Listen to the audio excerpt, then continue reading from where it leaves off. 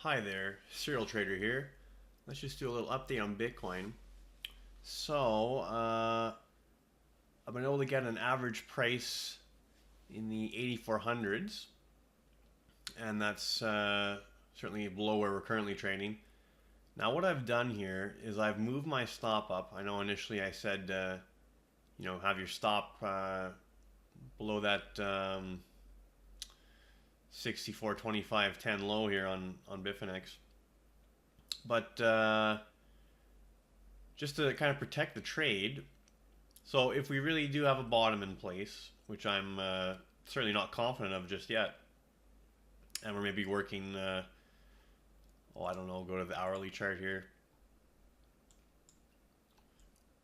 This is pretty ugly, but maybe a 1 up, then ABC expanded flat or something, and now we're working a 1, 2 of 3. And I'll just kind of get something like this, and then we have a 3, 4, 5, but then a smaller degree. Well, this should be a smaller degree as well. Let's make that minor. We'll make this minuet.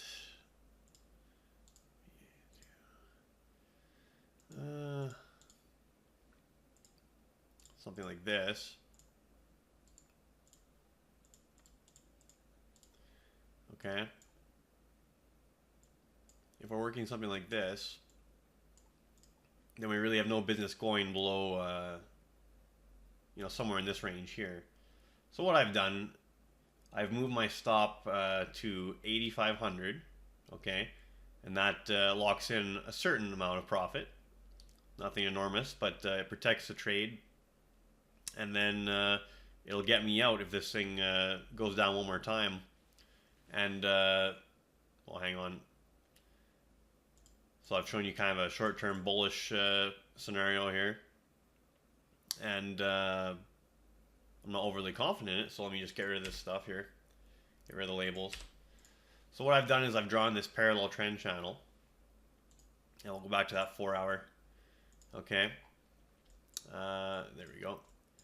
And this is largely contained within this channel, so it hasn't broken out of it yet. Now, it'd be a good sign if it did, and obviously be a bad sign if it broke down below the channel, although that stop will kick in at 85 and get me out for a decent little profit, actually. But here's what I actually suspect might be going on, and short term it's bearish, but still nothing bad about it long term, or even just slightly less short term. So I think we might have a scenario like this going on. Okay, let me just get rid of that line. And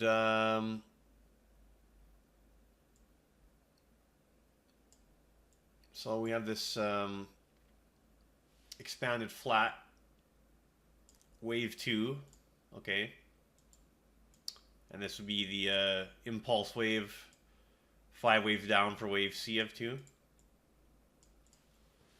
So and then I also have that Fibonacci target. I'll bring that back up here, and here we go, something like this, right? So we haven't even quite come down to hit that 50% retracement, and I mean fairly close, but we didn't actually hit it.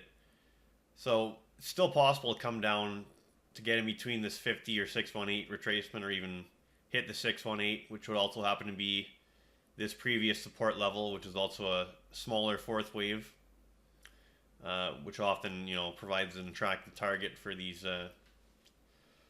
downward corrections. So that's kind of my thoughts here.